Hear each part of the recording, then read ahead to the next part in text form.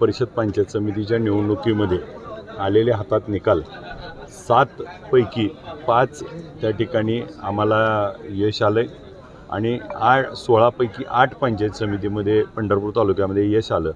हे खऱ्या अर्थानं राष्ट्रवादी काँग्रेस पार्टी, शरदचंद्र पवार साहेब, राष्ट्रवादी काँग्रेस पार्टी, अजितदादा आमच्यासोबत, भगीरथदादा भालके साहेबांची तीर्थक्षेत्र विकास आघाडी आणि शिवसेना उद्धव बाळासाहेब ठाकरे, संभाजी ब्रिगेड, RPI सर्व मित्र पक्षांनी आम्ही एकत्र निवडणूक लढली। यामध्ये 7 जागेवरती आम्ही निवडणूक लढली आणि त्यातल्या 5 जागा त्या ठिकाणी निवडून आल्यात। 4 ह्या त्या ठिकाणी घड्याळावर आल्यात। मतदारांनी अजितदादांना त्या ठिकाणी आदरांजली म्हणून मतदान करून हा विजय समस्त पंढरपूर तालुक्यातील मायबाप जनतेला आणि अजितदादांना समर्पित करतो।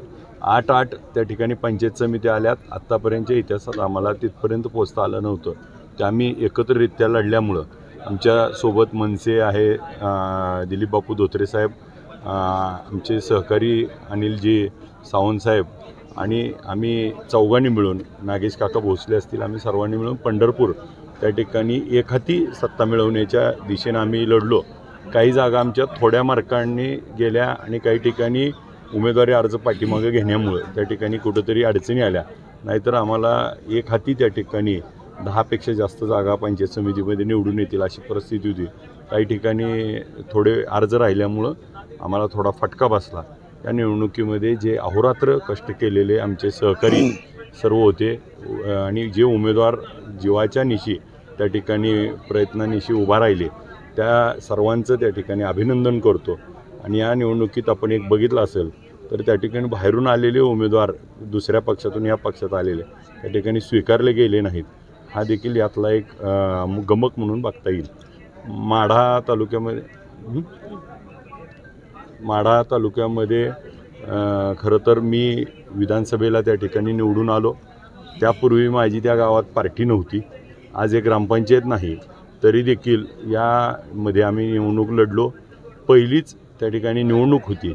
मतदार राजांनी त्या ठिकाणी आम्हाला प्रतिसाद दिला। विधानसभेच्या निवडणुकीमध्ये आम्हाला ज्या ठिकाणाहून लीड होतं त्या ठिकाणी आम्हाला बेंबळे गट असेल, तिथं आमचे सहकारी शिवसेनेचे नेते संजयबाबा कोकाटे, पोपट तात्या अनपट आणि मोडलीमध्ये देखील आम्हाला त्या ठिकाणी बालाजीराव पाटील यांच्या ताई आम्हाला निवडून आल्या आणि 1 जिल्हा परिषद, 2 पंचायत समिती निवडून आल्या आणि काही ठिकाणी त्या ठिकाणी एकत्र शक्ती आली, अनेक त्या ठिकाणी गोष्टी घडल्या आणि त्यामध्ये आमच्याकडनं काही उमेदवारी देताना आमच्या वरिष्ठांशी आम्ही चर्चा करताना कुठंतरी आमची गफलत झाली आणि उमेदवारीमध्ये काही करेक्शन करणं गरजेचं होतं। आणि नवीन माझ्या दृष्टीने 1च वर्ष झालं होतं, परंतु विजय जसा आमचा आहे तसा माढ्यातला पराजय हा त्या ठिकाणी मी नम्रपणे स्वीकारतो आणि पुन्हा एकदा तयारीला लागून माढा तालुक्यातील प्रत्येक गावात जिथं मी कमी पडलो, काही ठिकाणी ऊस आणायला कमी पडलो, त्याची थोडी नाराजी होती आणि मग काही ठिकाणी समोरच्या लोकांनी जो आमच्यावरती अपप्रचार केला तो हावी झाला, तो पुढच्या काळामध्ये सुधारून येणाऱ्या निवडणुकीचा, आत्ता जे झालेल्या निवडणुकीचा त्या ठिकाणी आत्मपरीक्षण करून माढा तालुक्यामध्ये नव्यानं कामाला लागून घर जाऊन त्या ठिकाणी पुन्हा एकदा पार्टी बांधण्याचं आम्ही काम करू। माढा तालुक्यातल्या मायबाप जनतेने जो भरभरून असा प्रतिसाद दिला आहे त्यांचे देखील मनपूर्वक आभार मानतो। निवडून आलेल्या उमेदवाराचे, पंढरपूर तालुका, माढा तालुक्यातल्या सर्वांचे त्या ठिकाणी अभिनंदन करतो।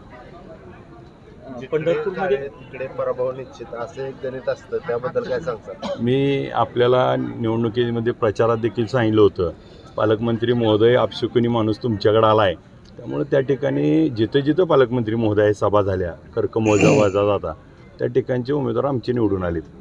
आणि तुमची सांगड झाली, त्या सांगडेला प्रमुख कारण काका बापू आहेत, तेवढं तुम्ही काय बोलता त्या संदर्भात? एवढं तुम्ही जागा खरं तर आम्हाला, भगीरथदादाला आणि आम्हाला एकत्र करण्यामध्ये दिलीप बापू, नागेश काका, अनिलदादा ह्या 3 लोकांनी आणि तालुक्यातील सर्व थोर जे प्रेम करणारे आहेत विठ्ठल परिवार, त्या सर्वांनी आमच्यावरती रेटा ठेवला आणि आम्हाला त्या ठिकाणी थोडी वेळ चुकली तरीसुद्धा आम्ही त्या ठिकाणी एकत्र आलो आणि ह्याचाच आज आपल्याला रिझल्ट दिसतोय।